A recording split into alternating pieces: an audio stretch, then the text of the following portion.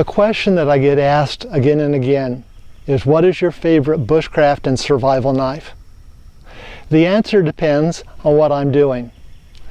In general, I prefer fixed blade knives, but folders and multi-tools sometimes come in handy. I prefer tools that are well made and tools that perform reliably the task for which they are designed. If you've been following my channel for a while, you've seen me use several different knives. One of them is the Grylls Ultimate Survival Knife. And this is quite a knife. It can handle extensive abuse. The blade is high carbon stainless steel. One half of it is serrated, so it's ideal for cutting rope and branches and things. It has a steel pommel, which is good for a stainless steel pommel that is good for hammering, and it includes a fire starter and a diamond sharpener. It's a tough knife, and it can handle abuse. I don't worry about it getting rusty. But for me, the sheath isn't very good. It's safe, but it digs into my side when it's on my belt. And also the handle here gives me blisters if I use it for a very long time. The cold steel Bushman is another survival knife that I use. Unlike most other hollow-handled survival knives, there are no joints or seams, and so this is an exceedingly strong knife. It's excellent for making spears. It's tough. I've batoned with it, and I've done all sorts of weird things with it, and it so far is impossible to break. The blade is somewhat flexible, and on the downside it doesn't hold an edge as well as the Grylls knife.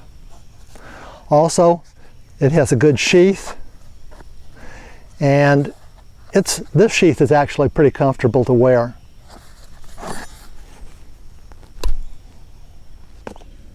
For the finer tasks of bushcraft, such as carving tools, cutting cloth or rope, or skinning or making feather sticks or sensible batoning, I prefer a more refined knife, the Jacklore. If I had only one bush knife, it would be a Jacklore. They are handmade by Alexander Jack in the UK. I am fortunate to have two Jacklores. One is a pre-production model that was made last year.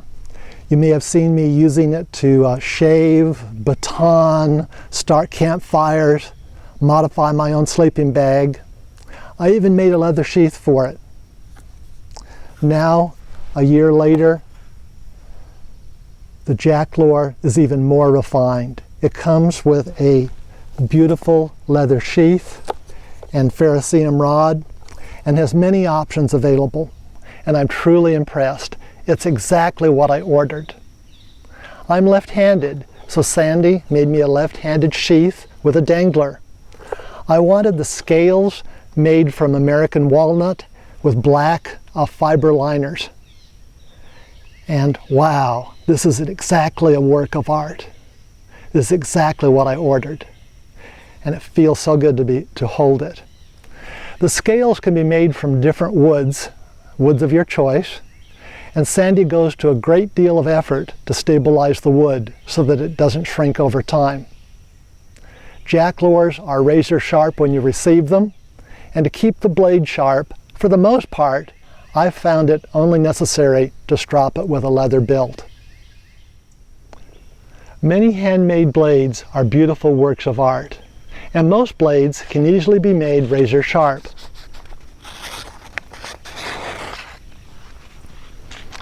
What sets Jacklores apart and makes them robust is the alchemy of the kiln. It deals with how the knife is hardened. It is a balancing act to get the knife hard so that it stays sharp, but not yet too hard or it will break, and not too soft or the edge will not hold and the tip will bend. You've got to get the hardness in the sweet spot. Sandy programs the kiln so that temperature ramps are extremely stable, accurate, reliable, and repeatable. All Jacklore knives have extremely robust blades. They've been tested worldwide with outstanding results.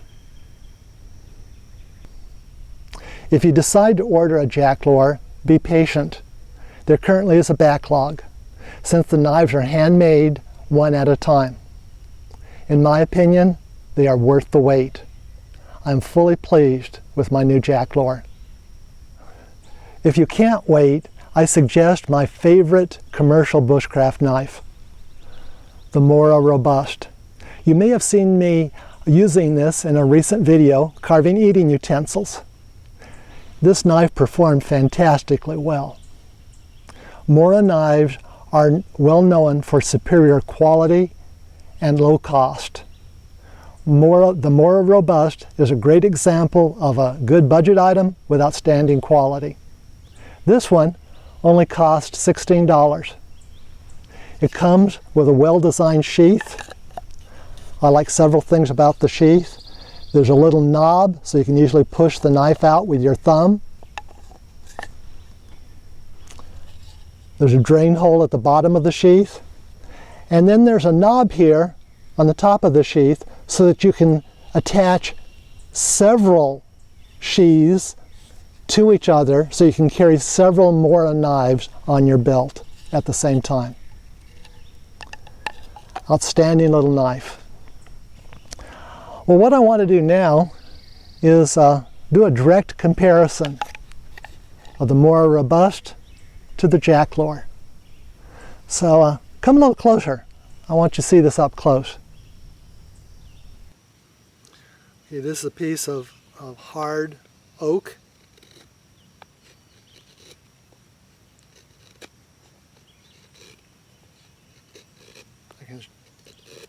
Doesn't take too much pressure. It's easily shaving it. Now let's try the Robust.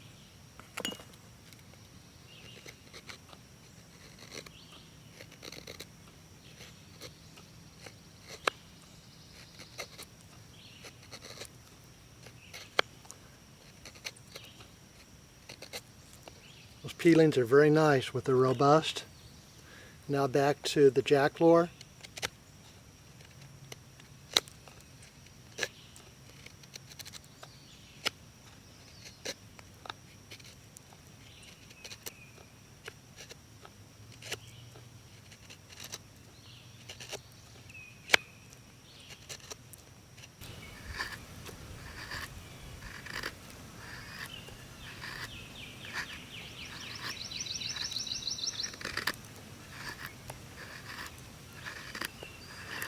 It works pretty well.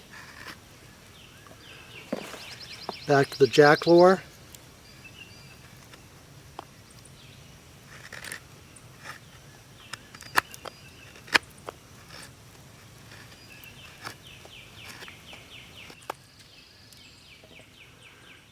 Well, the conclusion is they're both pretty good knives. I like the Mora knife. It's lighter weight, it's smaller for smaller tasks. The Jacklore, beautiful knife. Handles well. I like the way it feels. I like the way it looks. I like the balance of the knife. Cuts into wood beautifully. And the Mora Robust is a good commercial alternative.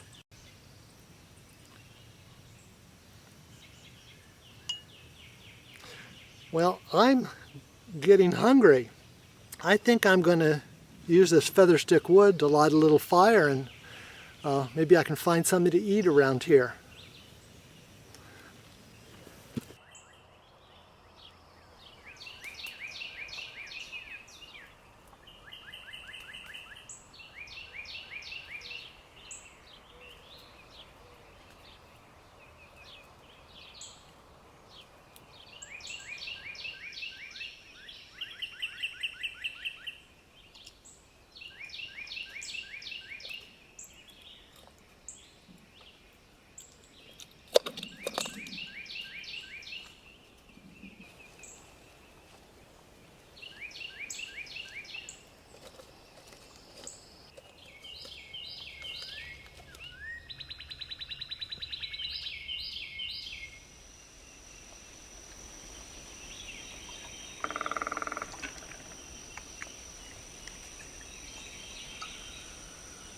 I didn't find anything to eat, but I did find passion vines.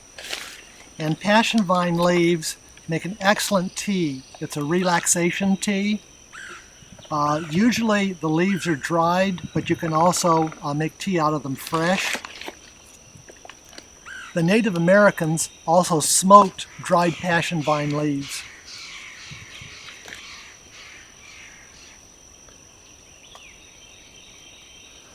Okay, the tea is almost ready now.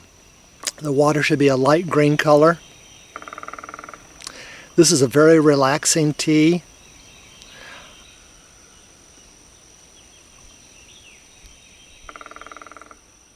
This tea is supposed to be good for you, and it's relaxing, but I have to be honest, it tastes like spinach juice, and it looks like spinach juice too. Look at it, it's green. Weird stuff.